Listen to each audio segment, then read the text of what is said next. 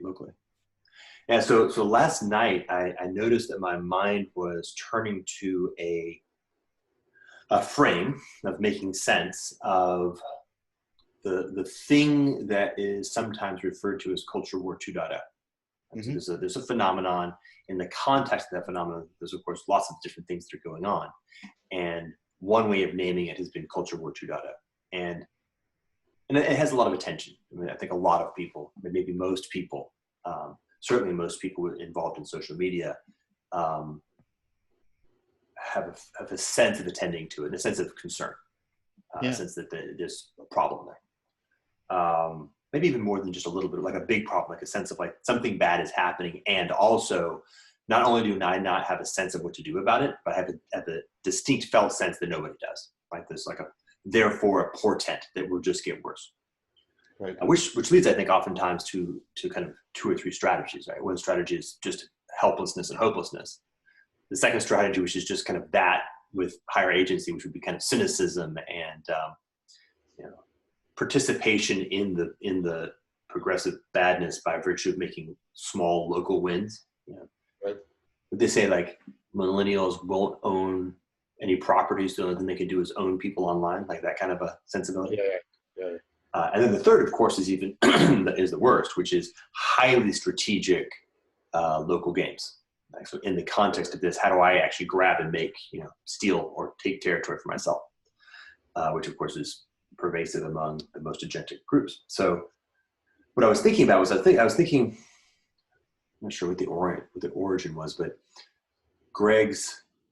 the paper Greg sent me actually, which was this Russian mathematician who was taking multiple different data points, like different people who had done data points similar to the one that Kurzweil based his curves on. Right.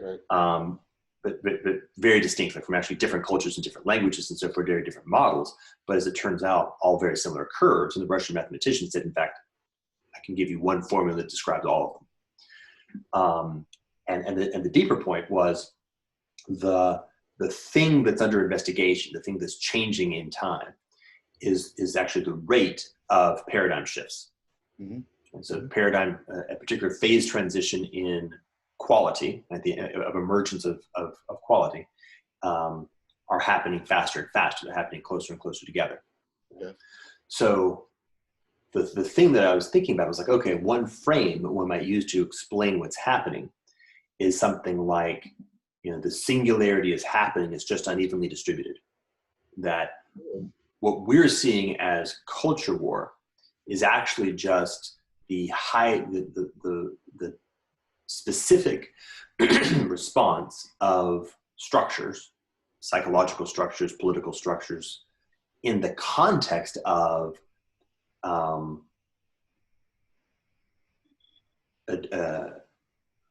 there's kind of a warping or a shaping. I think it's almost seems like a tornado, like a vortex of change that is happening differentially. So it's happening in different places at different rates. So for example, one of the reasons why, say like the West Coast of the US or the big cities happen to be hot spots of these super intense culture war type forces in this frame is in fact actually because that's where the effect of the singularity is at its most advanced. Like that's where it's happening the most. So are you using singularity in the Kurzweilian sense? Well, I'm using it in the sense of this particular Russian theorist. So it has to do with something like an accelerating rate of change in the paradigmatic sense.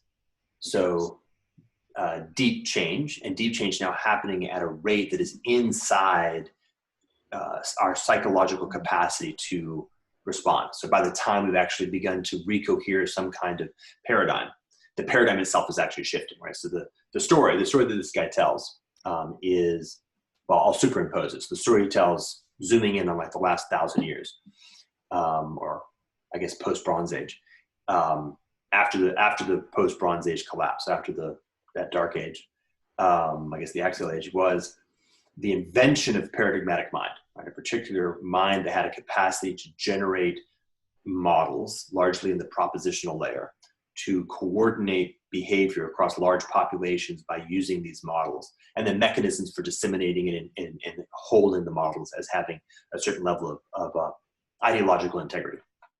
Okay. So formal meaning structures, and then a time frame, a period of time where the paradigms would S-curve, right? They would begin the process of formation. They would actually become relatively effective. They would manifest as emergent practical capacities in reality, which would show up in terms of economy and military and things like that, which would then lead to expansive civilizations. Then they would reach the nadir of the paradigm's own efficacy with anomaly. I'm doing kind of Tainter and Kuhn at the same time. Yeah, I get it. Anomalies would start getting thrown. You would start getting decreasing returns on complicatedness, et cetera. And then you would have some kind of a collapse, both at the level of psychology, meaning our meaning-making structures are becoming ineffective, and the level of economy and military. And then you would have some new paradigm emerge. And the Singularity Hypothesis proposes that this is actually something which is happening more rapidly. Right? So you go like 1,000 years and then 500 years and now 250. I'm just using habit, but that's not the actual curve. Right. And the point is that if you think about the developmental capacity of Homo sapiens, right, it's very much embedded in generational cycles, meaning that 8-year-olds can develop a paradigm much more rapidly than 80-year-olds. Or can adapt to a new paradigm more rapidly. So there's like a rate limiter of, as long as the rate of change of paradigms is happening outside of that rate, the boomers, you remember the generation gap? Yeah. The boomers are literally developmentally responding to a completely different paradigm than their parents. So it was that their parents, were developmentally in paradigm 8, and boomers were actually developmentally in paradigm 9, because the paradigm had shifted inside that arc within that 50-year period. But the boomers were, in fact, in some sense, well adapted to the paradigm in which they were in. The paradigm itself, suffers from Tainter and Kuhnian problems, but the boomers are well adapted to it. But by the time you start getting into the 70s, what happens is that inside a developmental arc, like the generation X is characterized by kind of like having a half step. So the mid-century paradigm was already broken by the time that we were coming of age, but a new paradigm hadn't yet shifted, so we were caught. But then with the millennials, again, in this theory, what happens to the millennials is, as they show up in a paradigm, they develop into a paradigm by the time they're 14, that paradigm is already collapsing. And by the time they're 28, the next paradigm is already collapsing. So now inside the psychological developmental space of a single human life, if you start getting paradigm shifts happening at that rate, that's a completely different game. And so you've got a game where the paradigmatic structure has a set of characteristic problems having to do with Tainter and Kuhn and whatnot. But then you've got another game or another set of characteristics that matter, that when a paradigm shift is happening inside 4 generations, so that you've got a generation gap, that creates a dynamic. Then when it's happening inside a single human psychological developmental time frame, that's another dynamic. Right? So the proposition would be something like, so to explain, like a phenomenal explanation for one of the things we're seeing is, I have like these fingers of instability. Like if I have a field effect of think of like a science fiction movie where, over there, time is actually moving faster than over there.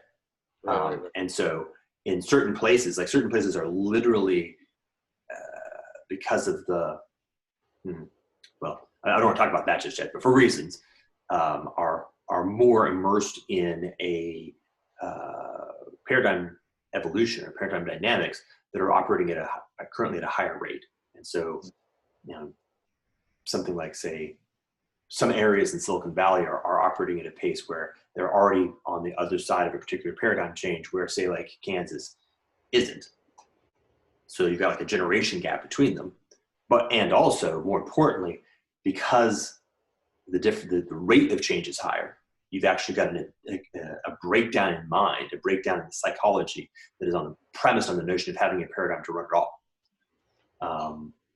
So that was the thinking.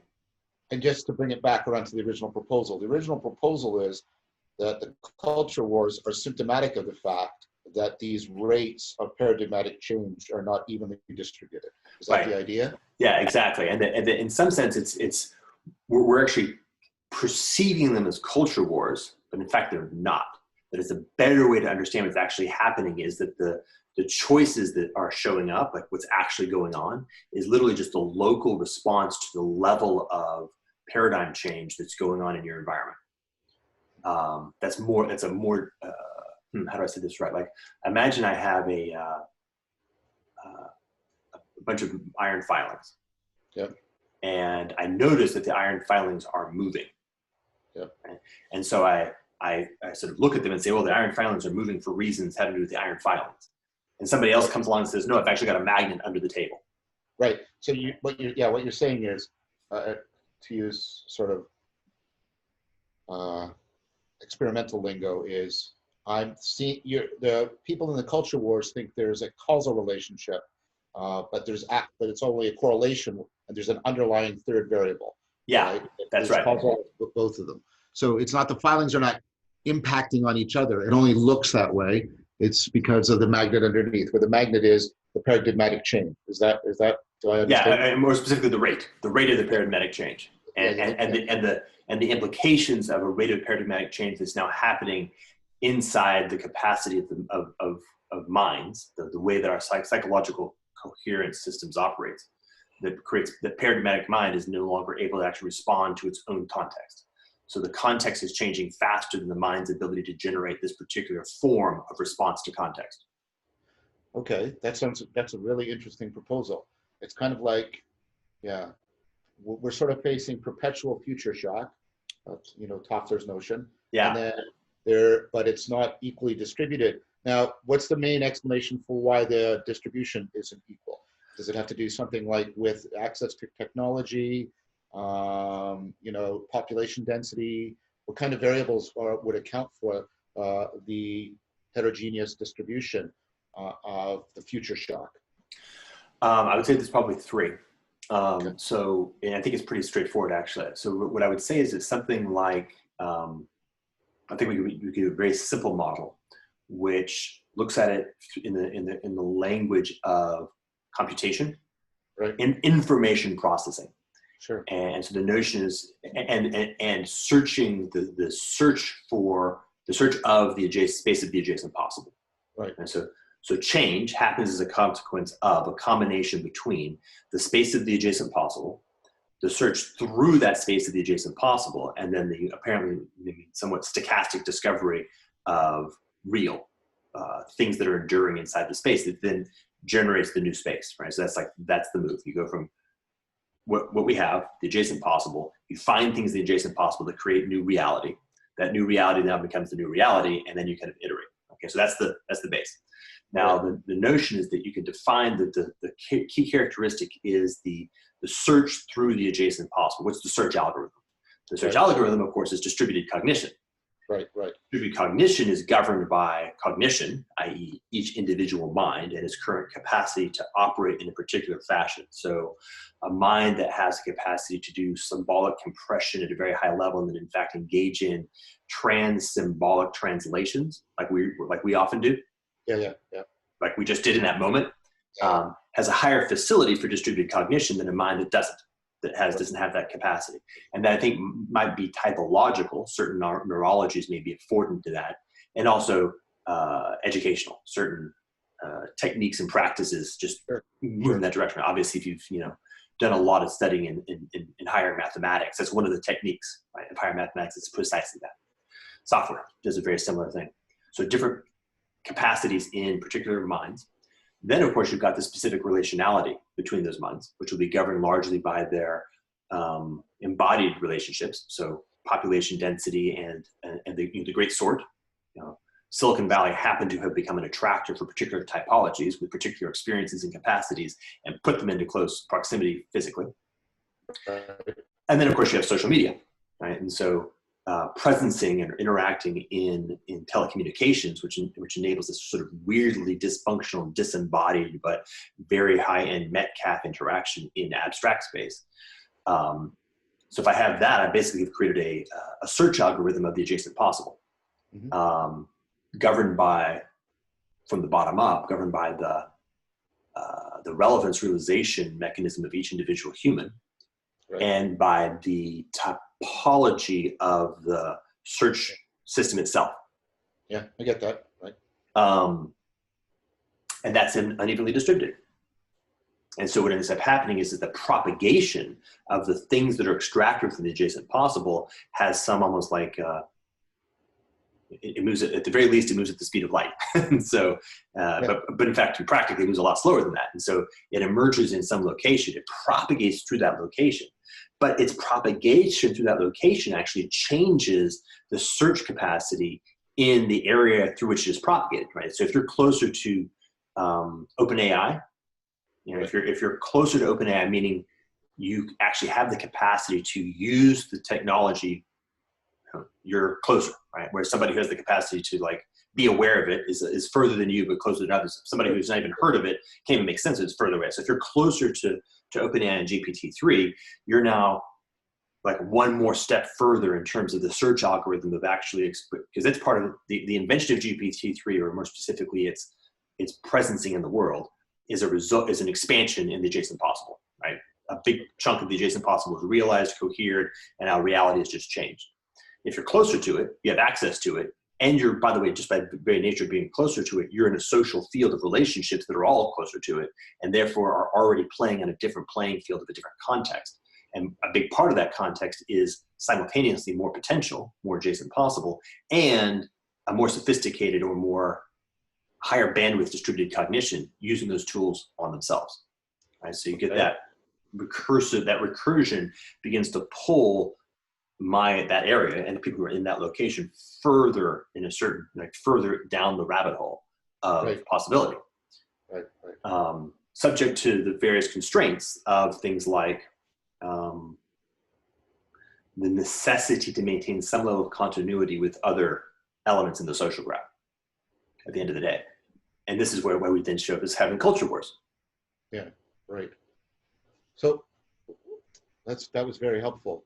I'm trying to map, especially the one I'm more familiar with, the Kuhnian sense of paradigm, into what you're saying here. You're talking about paradigmatic shift, because it seems to me that there's something in there that has to do with the coordination between those levels, the individual cognition, the distributed cognition, and the cyber enhanced cognition, you know, all the enhanced relevance realization, which is basically what's going on here in various configurations. So, I mean, Kuhn's idea is that's exactly what a paradigm was, right? A paradigm gives us, because the search is neither arbitrary, because it'll be combinatorially explosive, nor algorithmic, because that would be exhaustive and then combinatorially explosive, right? We get exemplars that give us sort of constellations of heuristics. So we get the exemplar experiment, we get the exemplar scientific question, right? And then we get the exemplar theorist. And then that constellation of exemplars gives us this sort of toolkit for managing the relevance realization. And it's ultimately heuristic, and eventually over time it breaks down. So what I'm trying to fit then into the picture here is what do you mean more precisely by a paradigmatic shift? Do you mean something like analogous to Kuhn, that are the set of exemplars that we use as a source of heuristics for trying to deal with the new search through the search space is ultimately changing? So people are more and more rapidly appealing to different paradigmatic individuals, paradigmatic problems, right? So let me see if I can provide a more fundamental language. Let's see if we can do it, because we can, sure. Then it gets really interesting. I'm pretty sure I'm making this up. So well, that's often been a very successful strategy for you. So yeah, which is why I keep doing it. All right, so here's the thing. As you said, you've got these challenges of combinatorial explosion, right? This vastness, right? Vastness of territory. And what I'm going to say is, what I'm going to propose is that the language of the space, the possibility space inside the adjacent possible, is the problem of the combinatorial explosion, right? So the N inside the possibility space, the adjacent possible, is super large, right? Or extraordinarily large, particularly now, right? By the way, not infinite, but just very, very, very, very large. Yeah, very large. Yeah, yeah. And so the challenge, to use the language we just are using of the search, is to use this constellation of heuristics and exemplars, which if I, in my mind, what I'm seeing is that I'm engaging in a, what's the right, it's again, I'm actually imposing a certain kind of modification to the shape of the possibility space to effectively, pardon? There's soft constraints. The exemplar gives you sets of soft constraints. Right. And I'm creating low-hanging fruit. Right? I'm using that mechanism to generate low-hanging fruit. Right. Okay. Which then means that I can actually reach them using my resources, using the finite capacity for search that I can actually do. I do two moves, right? What the paradigm does is it creates a constraint landscape, a constraint on my search, which is to say that it does the job of surfacing low-hanging fruit. Then, of course, I actually harvest the low-hanging fruit. Okay. So that's like the deeper, I think, the deeper language, which describes the phenomenon. And so then what happens in the context of a paradigm shift is at the level of those constraints, which is to say that any given paradigm is, how do I say this?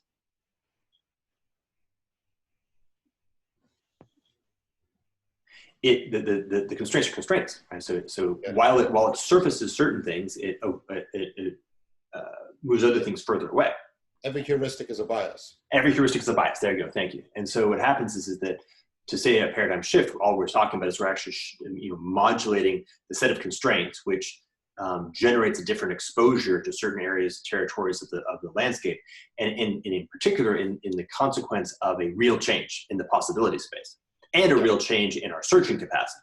Right. So some particular thing. We can use a very concrete example like the laser, which you were never going to find before quantum mechanics, because the heuristics of even general relativity, but certainly of Newtonian physics, the distance to laser through just sort of engineering trial and error was effectively infinite. Sure. And the level of distributive cognition in 1890 was relatively tiny in comparison to the space. And so then the innovation of quantum mechanics suddenly radically shifts the surface area of the possibility space, moving laser much closer to the surface, like bubbling up this sort of diamond from the haystack, the needle surface from the haystack. And then, of course, the set of telecommunications and urban environments and educational processes that meaningfully upgraded our distributed cognition. By the time you get into the 1930s and 40s, you get a cross function that actually reaches the laser as is now available within the landscape. Right.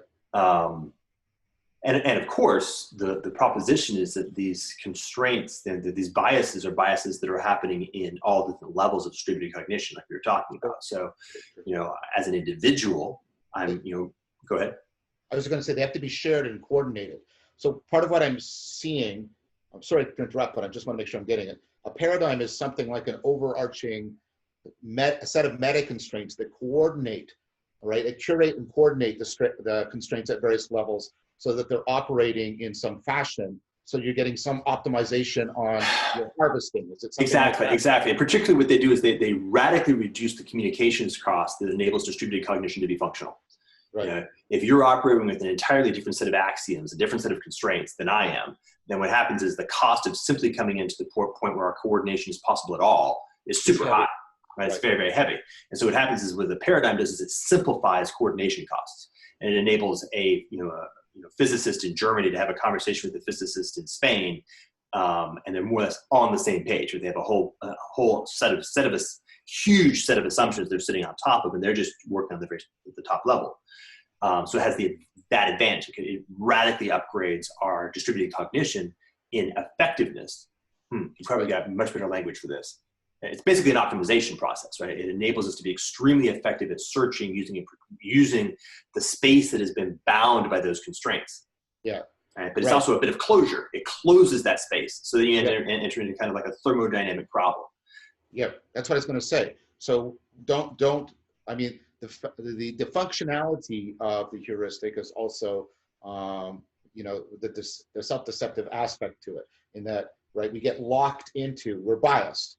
And if we're optimizing, are you suggesting that something like the rate at which we hit, so let's go back to your harvesting metaphor because it's helpful here, right?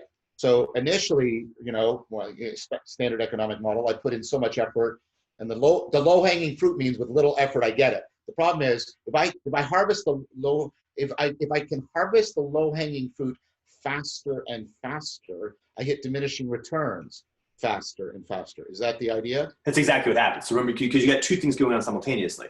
One is the constraints actually surface a new landscape that has low-hanging fruit. Right. The second is it also gives rise to a set of low-hanging fruit in the domain of distributed cognition.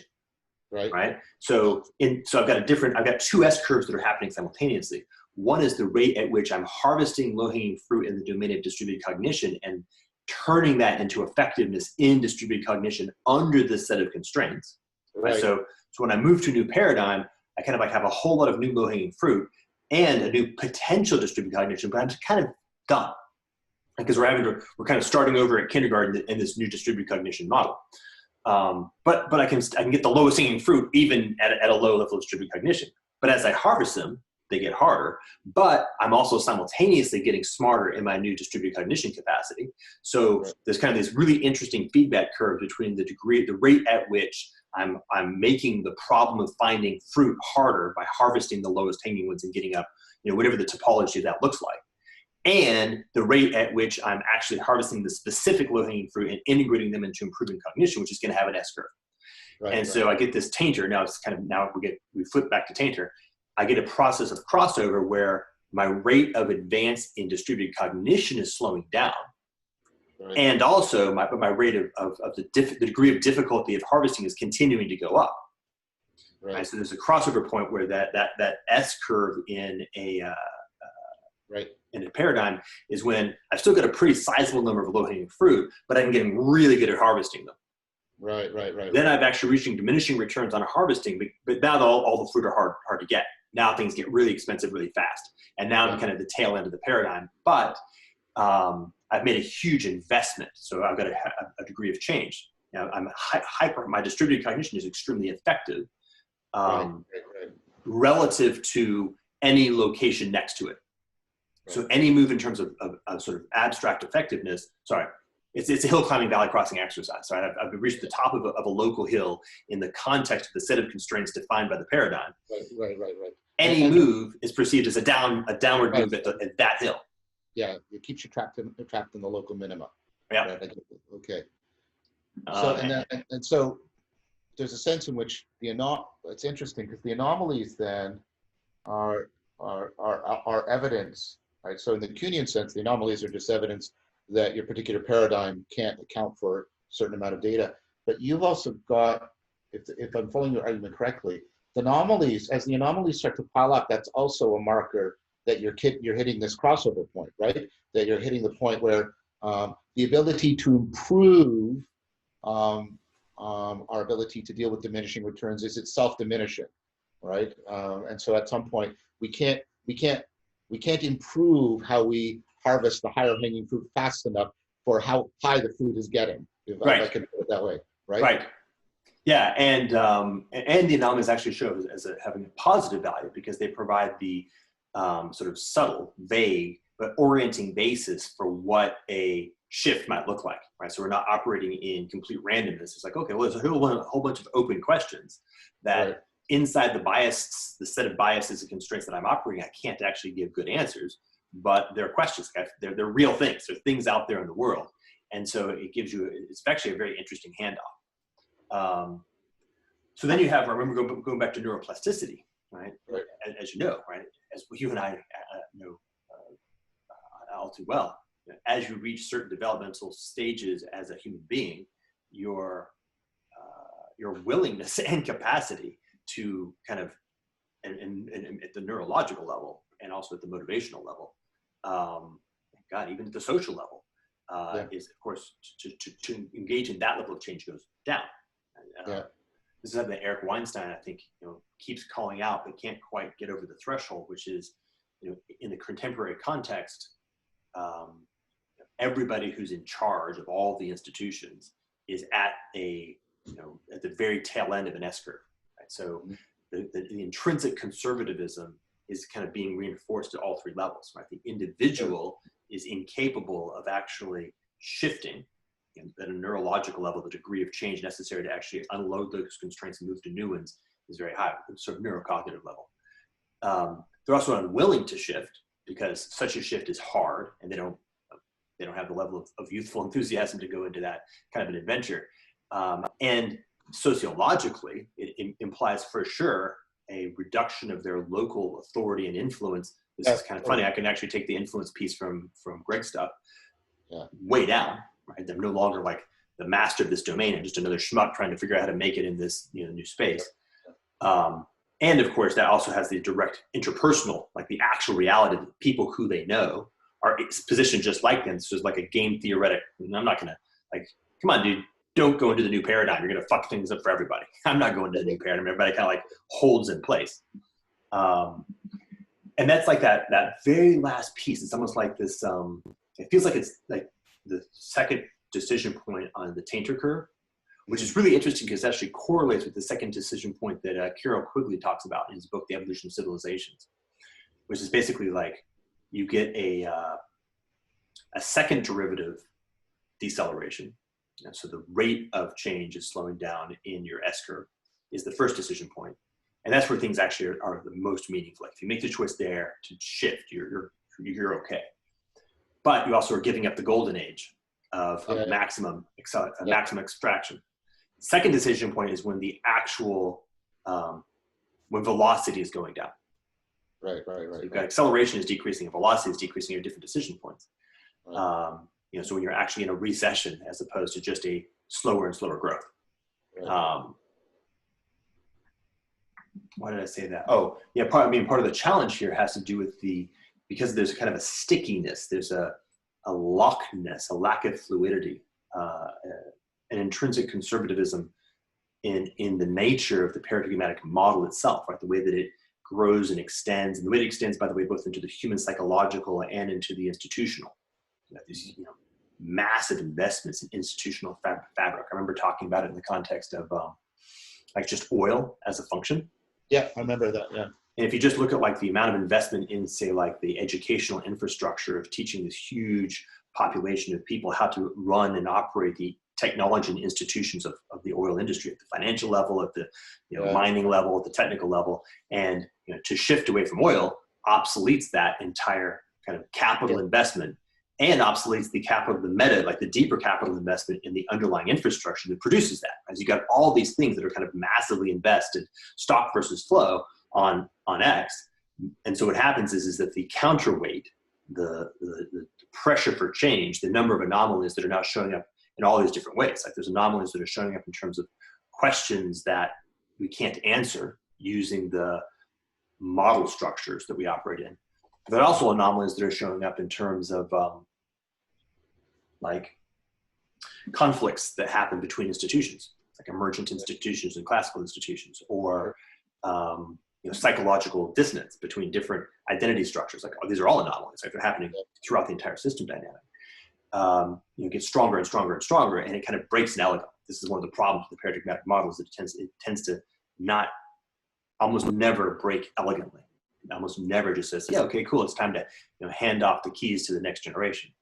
So this is that point I was trying to make about generations, is that when paradigm shifts happened over a period of time, where there actually was a sort of natural human clock, the Victorians, as they got past a certain age, the young kind of mid-century types, they could just kind of like take over, and they would be operating in a different set of sensibilities, and so the natural transition from elder to younger worked. But when the paradigm change is actually happening inside that cycle, then you don't have any natural transition. Like there's nothing that enables it to happen. That fluid mechanism for transfer doesn't happen. And so now the transfer actually has to be even harder. Right. I mean, that's Kuhn's idea that paradigm shift often just works by waiting for the old guys to die. But Right. And now if you have like 3 paradigm shifts happening inside a single person's life, what happens? Yeah, you can. So you see the culture wars. Now, what I'm trying to get at now is there's 2 possible ways interpreting this. Are there culture wars? Are you saying that various groups are on different places on the sort of the curve of the paradigm shift? Or are you saying that all of the groups share certain characteristics of trying to retreat into a kind of overstabilization function through tribal identity, et cetera, et cetera? Both. Right. Both. Okay. Yes, exactly. And that's why it's challenging. It's challenging in both cases, and the fact that it's both is why it's really challenging to get a hold of.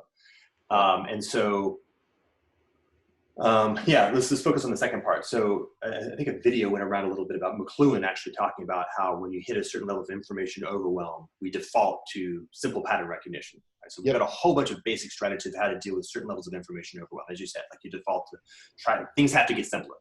Right. You can't deal, so things get simpler. And so I'm going to problematize this in like 3 ways now.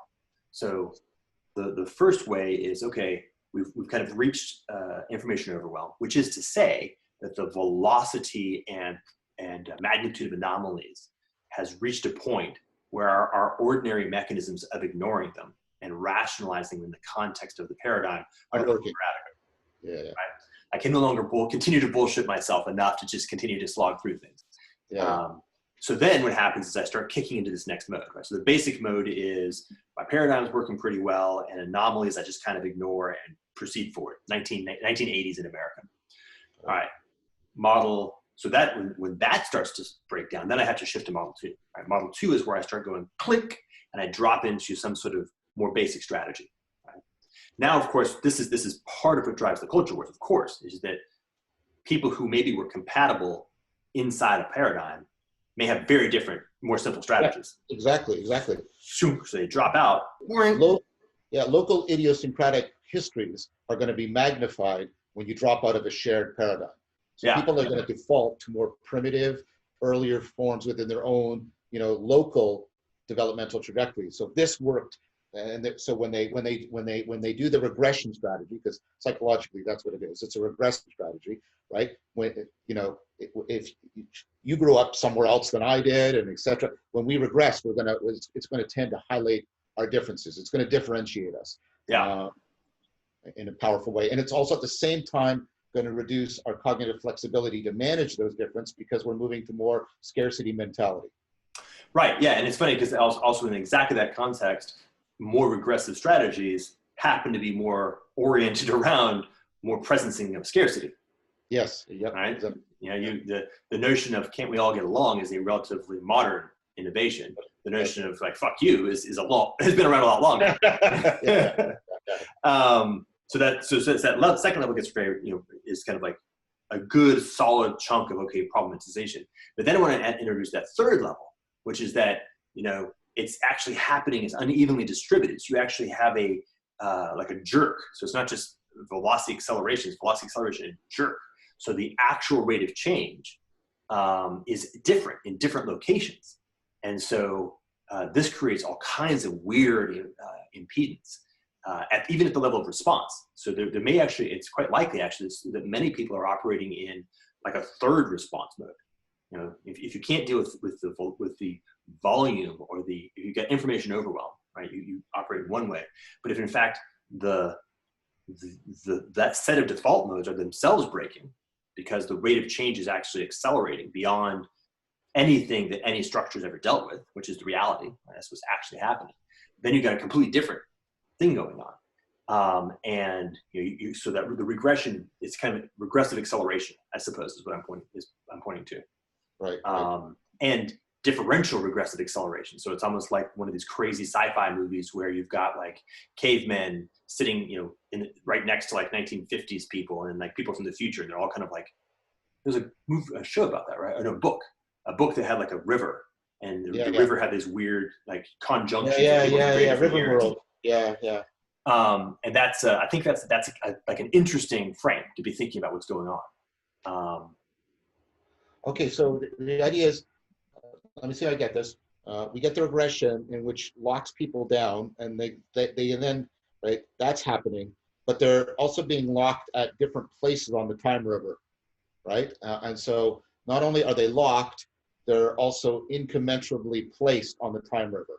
Is that? Yeah, something like that. Yeah, and so it's like, if you think about it in terms of like the way that a black hole works, where if I'm on the other side of the event horizon, communication is impossible because light actually can't, move across it. It's a little bit like that, right? Where if we were all changing at roughly the same rate, then there would be some way of generating effectively a meta protocol that could try to find something that was able to be communicated horizontally at that rate. That if what's happening is we're actually all changing at different rates, it's kind of like looking at a stick in the water and trying to grab it. There's actually a warp. So I say X, but if you're actually basically operating in a different time signature than I'm operating in, then I have to actually begin to learn: is there enough regularity at all? Is there enough constancy at all to actually be able to kind of have coherence work in communication? Can we communicate? Or is there like a redshift Doppler kind of thing going on between us, where there's so much, I guess, delta, so much change, so much distortion that the communication, well, one possibility is the communication is impossible, right? In which case you would actually have effectively a speciation effect. There'd be some sort of shift, like a pulling away, and there'd literally just begin the process of something that is increasingly not part of something else. That's plausible. I think there's many people who actually have thought about that as something that has been happening, and you would say, okay, well, that would be a natural consequence. And so what happens is you have this weird, how do I say this? It's like a viscosity challenge where the front end, God, this language is rough. So what I'm trying to say is, like, if I happen to be a guy working on AI in Silicon Valley, some part of me is like the front end of something right next to the edge of a black hole. Right, the part of me that is right at the bleeding edge of AI is like right at the event horizon. It's like you have like there's a stretching effect. Yeah.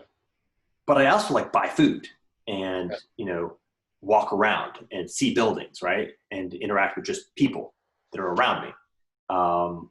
Maybe right under COVID, less and less, bizarrely enough. So I have something else, another aspect of my experience, another aspect of my identity, and my relationships are operating in this other mode. Right? So that's another piece, right? It's like this stretching. It's not just unevenly distributed in terms of geography. It's actually unevenly distributed in terms of identity and cognition and psychology.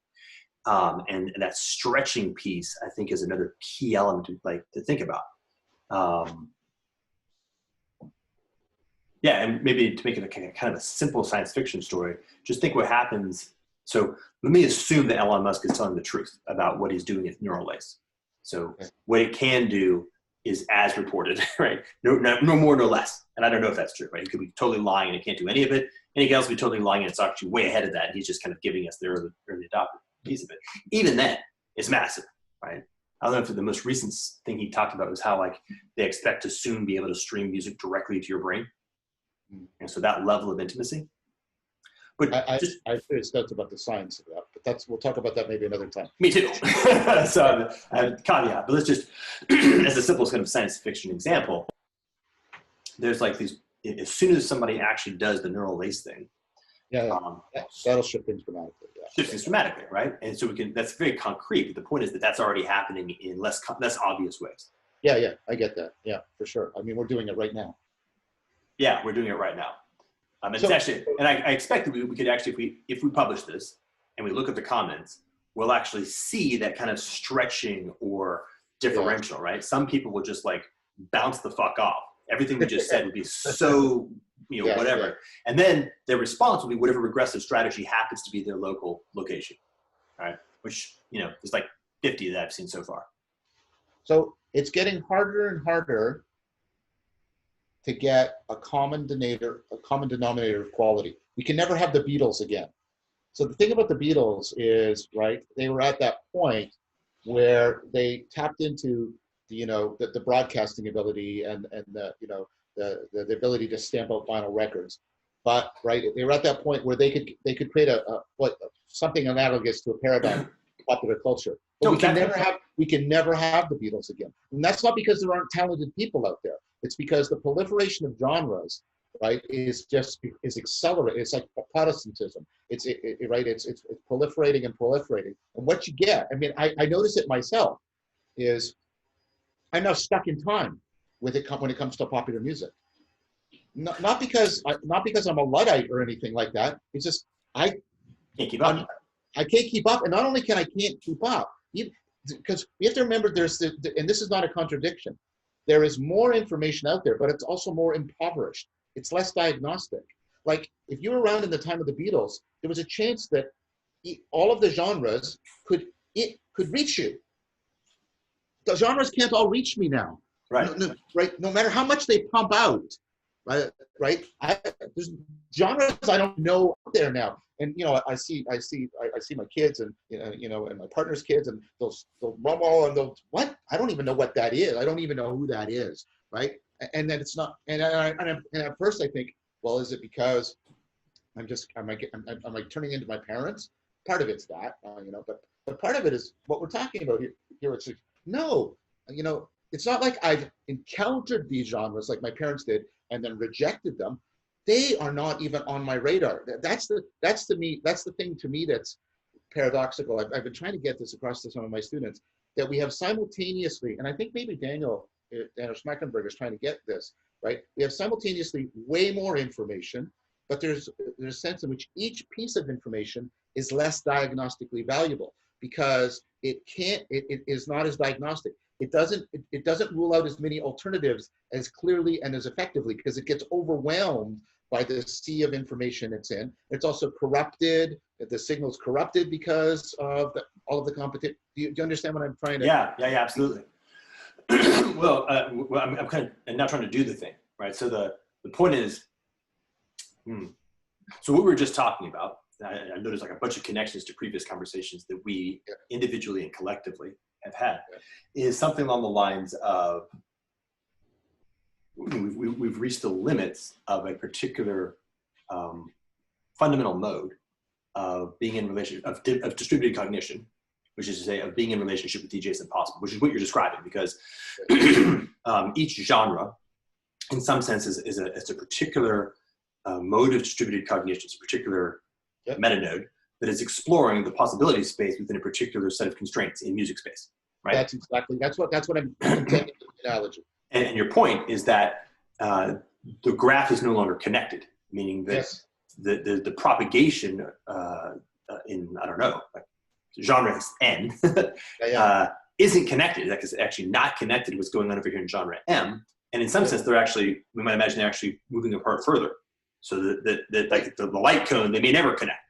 Yeah, proliferation of genres, because they are bias-based, the genres also isolate each. Like if I have here's two genres, right? And if I get more and more genres between them, that's an accelerating isolation function because the number of bias thresholds I have to cross to get that information is also going up. Exactly. So to put it very specifically, so the the efficiency or the advantage of the paradigm comes with the concomitant cost, which is it radically reduces coordinated costs inside the paradigm, but radically increases coordination costs outside of or between paradigms.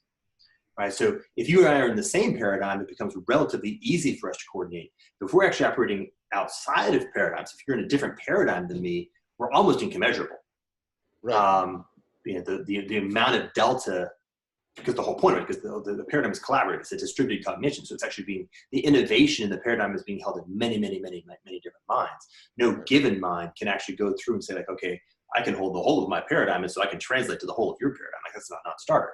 So what happens, of course, is that as the genres themselves actually become paradigms unto themselves and are exploring musical space unto themselves, the interoperability cost between them is actually going up. And so, and I experienced this myself. Like I would listen to my daughters play music, and we're not like in tight sync. Right? So they'll show up and they will have drifted in the way they drift, and they'll play music and I'll listen to it going,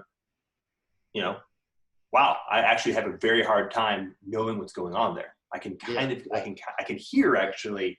It's funny the way my mind works is I can actually hear a lot of the evolutionary history like, oh, that particular move, that particular set of sounds, like I remember hearing that at certain other sounds, I could hear how this particular musician was bricolaging, but the technique and the aesthetic that leads to this actually coming together as a kind of music. And by the way, even the tools, I don't connect to. And so whatever's going on there is very difficult for me to be part of that flow and lineage, and the distance is getting further and further. So at some point, I mean, sorry, this might sound like a pedantic point, but it's a conceptual point.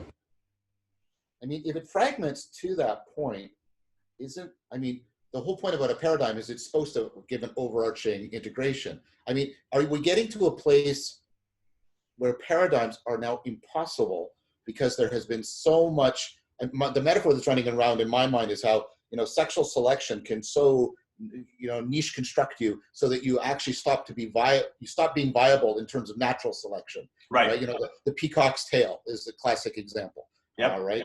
That's a dead, right? And so, are we getting to the place where paradigms are not possible? But if that's the case, then what we're getting is variation without selection, right? Yes. Okay. So, and there's I think this is another way of saying the thing that I keep saying, which is that there's like a bifurcation event. So the regressive move continues to have to regress to find some checksum against which selection finally occurs. Yeah. Right? That, generally speaking, will show up at the energetic domain. At the end of the day, if I cannot communicate with you in any way linguistically, I can definitely punch you in the face.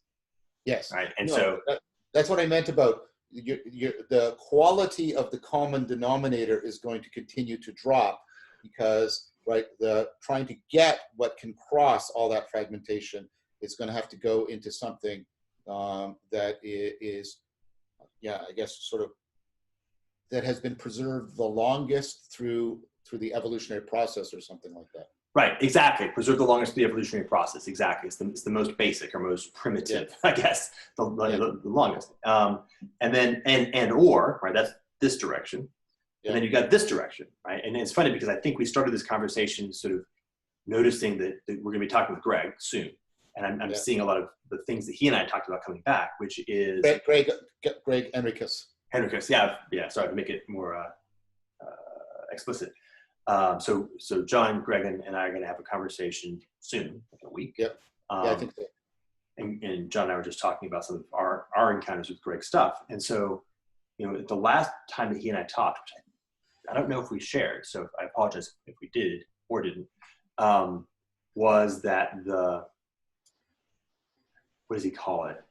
He calls it, I don't know, but there's these series of cones that are nested in each other. And at the surface area, and there's a point at which there's a juncture between one level and the next level. Yep. And his proposition is that what we're witnessing is at the juncture of the culture level as it gives rise to the next level. And the point is that there's the thing that's on the upside is, now I can name it trans-paradigmatic. Right. And what does that mean?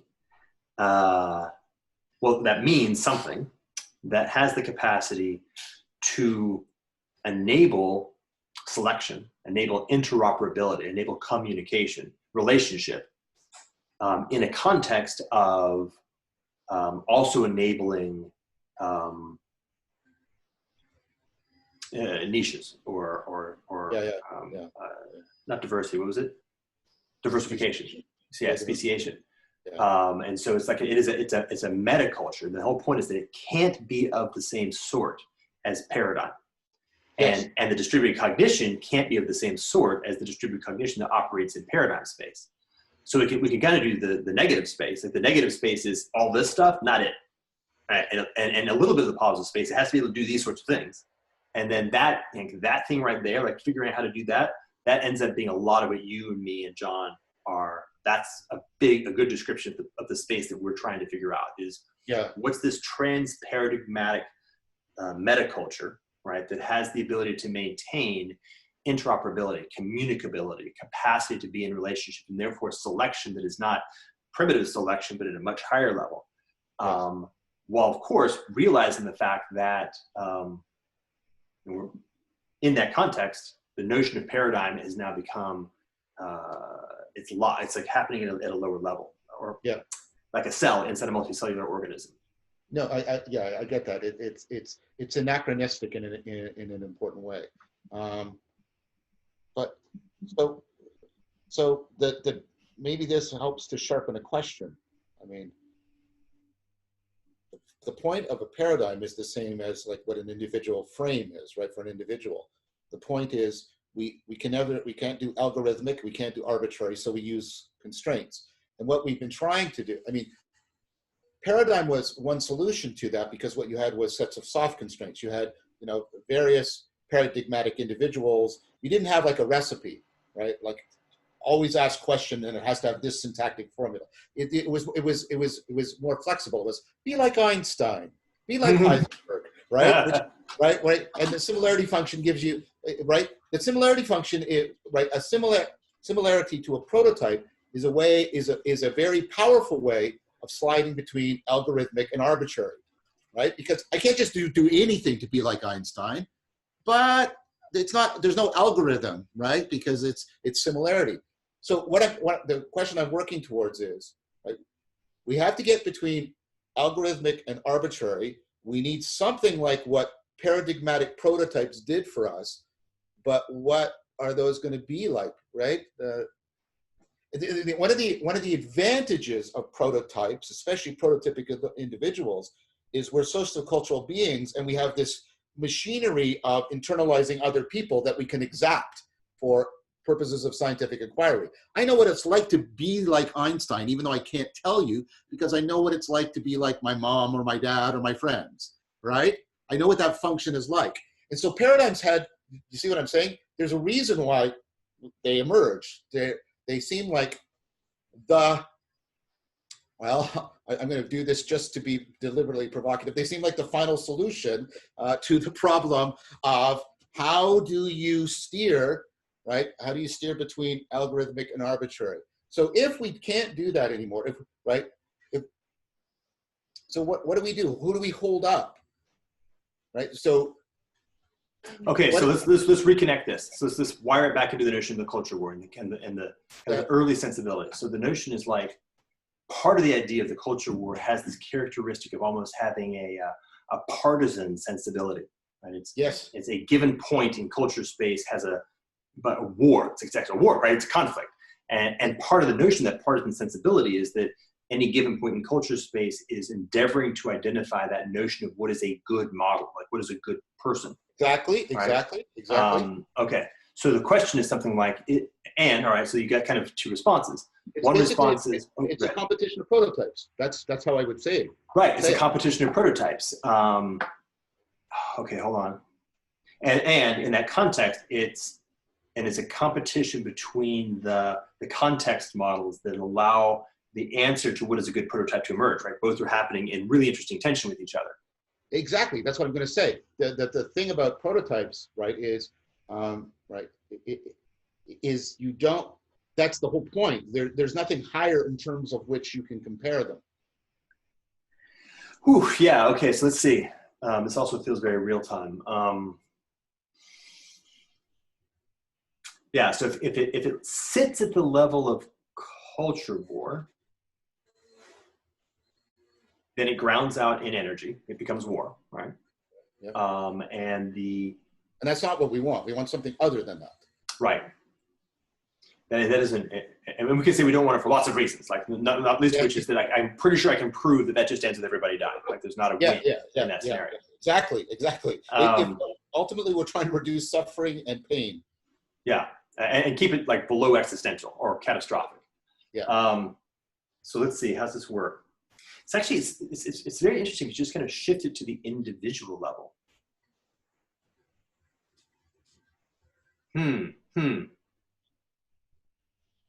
Well, can I say something that I've been doing at the individual level? Yeah. Because because this comes up with the people who have the way purists. Like you should only do Buddhism, and I propose like the ecology of practices, and I also propose the plurality of sages. And the idea is I'm not going to have the single paradigmatic figure anymore. what I have is a dynamic small world network in which so the thing in my mind is like what the scientists do who are moving the rovers around on Mars, right? What you do is you have a bunch of people, and it's a dynamic small world network in which they're constantly shifting who has priority at that time. Huh. And there's no, right, and they do that sort of in a dynamic fashion. Yeah. In terms of how the content. So for me, the idea is, I'm an ecology of functions, and then I develop an ecology of practices. And then what I have is, I don't have a single paradigmatic individual. I have a pragmatic, in the philosophical sense of pragmatism, relationship between a plurality of sages, and they're constantly shifting who gets to be foregrounded, who gets to be backgrounded, the temporary alliances they form. So it itself is never stable. It's constantly, but that doesn't mean that I have the chaotic sense of normativity. Instead, what I seem to have is a fairly continuous sense of normativity, but it's constantly changing and adapting and growing. That's what I've been trying to do. Yeah, I think this is right. So let me say it back to you in a different language. I'm going to shift modes, because there's something deeper there that I couldn't quite get to. I could almost get it. And it's funny because like the words that want to come out of my mouth, I had to bite them off because they felt like they were a little bit too, not pithy, but not powerful enough to contain what was being talked about. So I'm going to use Tyson Yunkaporta's notion of the distinction between growth and increase. Yep. Right. And so what we're talking about is we're solving for the problem of increase. Yep. And if you think about the problem of increase in the very human sense, there's a small number of basic questions. One question is, which sage? So in some sense, who of all the possible relationships, which are the ones that I will actually attend to? Mm-hmm. Second is, in the context of a given sage, a given relationship, what is the content? And so within the universe of possibility of a given relationship, what is the subset of that possibility that we collectively, that the relationship will attend to? And then finally, the third is sort of our capacity, our relational capacity. What is the greatest gradient of which we are capable as in the relationship? Yeah, you up for a sec. I lost the last two sentences you said. You got up to gradient, and then you went silent. You're back. Yeah. I want to make sure, because it looks like there's a little bit of dropping back and forth. Just make sure. Am I back still? Yes, now you're back. Yeah, I'm back. Okay. Yeah, so the thing I was saying is that last move has to do with it's almost like the size of the pipe, or the quality of capacity of relationality in the most of these deeply fundamental sense that increases the versatility or the possibility of what can flow through the relationship. Right. Which of course is an individual capacity level. It's funny, in my mind, I'm actually seeing like this, you could imagine two musicians and like the jazz metaphor, but the more skillful the musician, the more you can actually move away from any pre-existing constraints. Like, we're not doing jazz anymore. We're like doing meta jazz. Your background is in Indian, traditional Indian drumming, and my background is in like opera.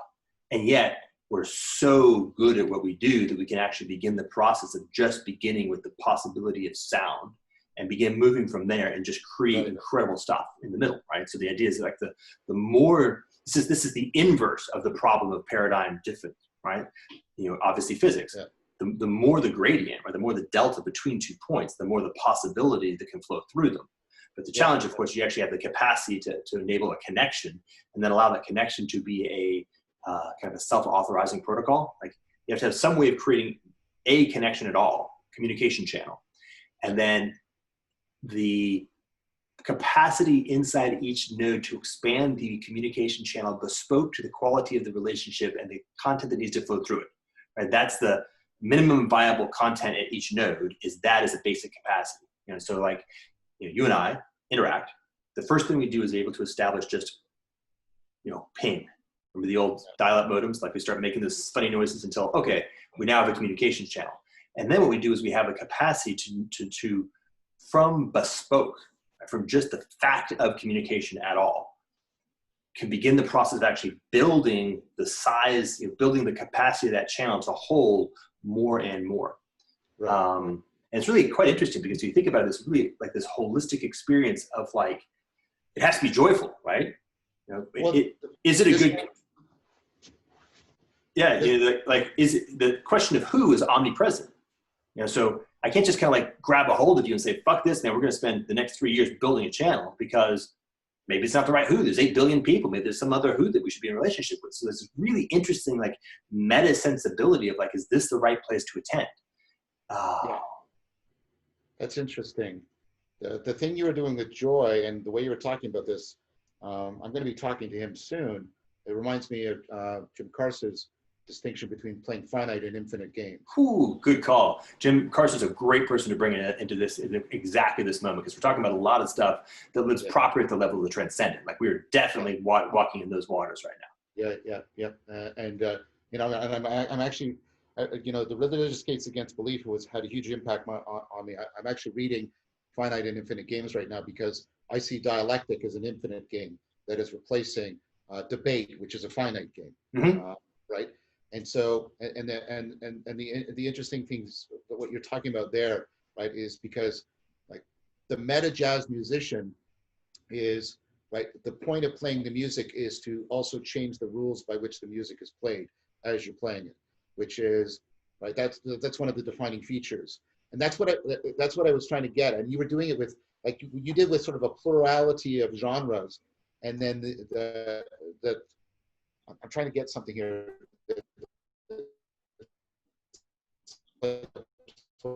You have to get it such that they can make a priority for what Kars calls, and he means this differently than Rorty, so I don't want to confuse them, but the ability to continue, right?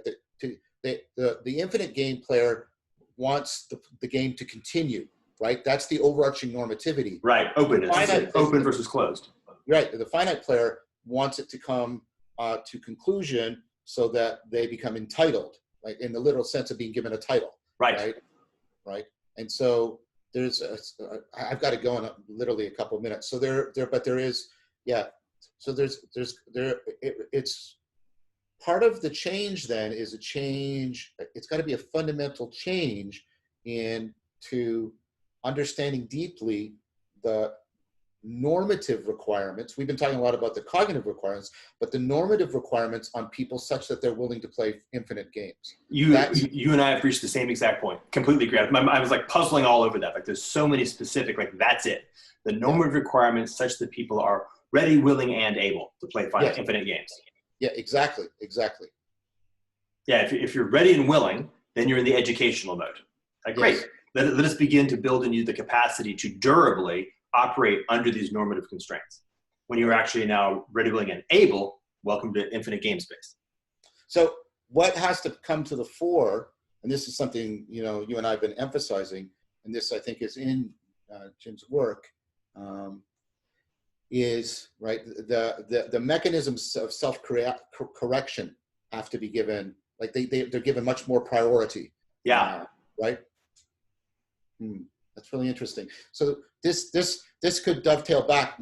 Maybe we can pick this up next time, because this dovetails back with this attempt to get at this notion that I've been jockeying around with too, of meta rationality, in which, right, instead of closing to a conclusion, right, you're constantly trying to improve your capacity for self-correction so that you can constantly adjust the normativity, right, for playing the infinite game. Mm-hmm. Yeah. All right. Okay, my friend. We'll be talking again soon. You and I and Greg. Thank you very much. As always, this is wonderful. Yeah, this was really good. I want to pick this up again. I think we must. Okay. Take good care. Bye-bye.